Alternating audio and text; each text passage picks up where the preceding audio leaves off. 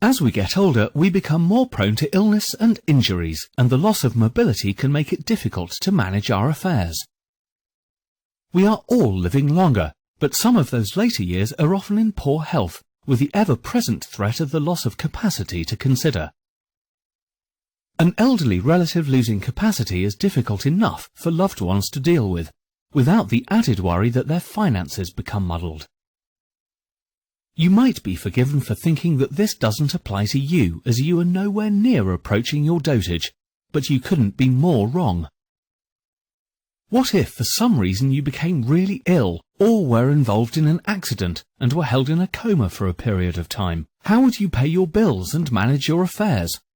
The prospect of unpaid bills can cause unnecessary stress and anxiety, and delay someone's recovery. You might be thinking, well, that's okay, I have a joint bank account, so I'd be able to carry on as normal. Wrong. The banks deal with joint accounts very differently. When a joint account holder loses capacity, the account is closed for all transactions other than for emergencies, until a deputy has been appointed by the Court of Protection.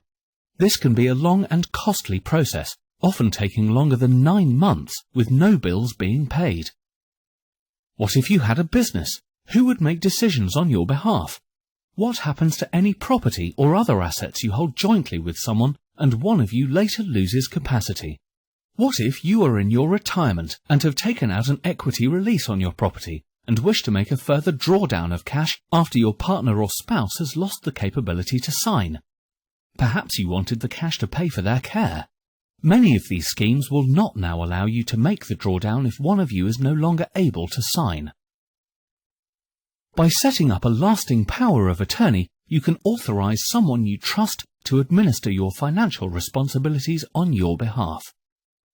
This could include selling property, managing your investments, paying bills, even running your business. Let's also suppose the worst were to happen and you needed someone to make decisions for you regarding your medical treatment to ensure your wishes were met. You probably assume that, if you were unable to make these decisions for yourself, then a family member could, but you would be wrong. Without setting up a lasting power of attorney to cover your health needs, loved ones will not be able to make decisions about which healthcare you receive, or even which home you live in. A lasting power of attorney is a powerful document. It must be set up with someone you can totally trust with your assets and who is a responsible person. It's vital then that the document is created by someone who knows exactly what they are doing.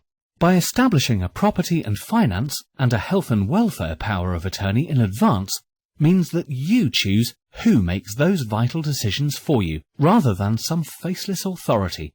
So if the worst were to happen, you can rest assured that both your financial affairs and personal welfare is in safe hands.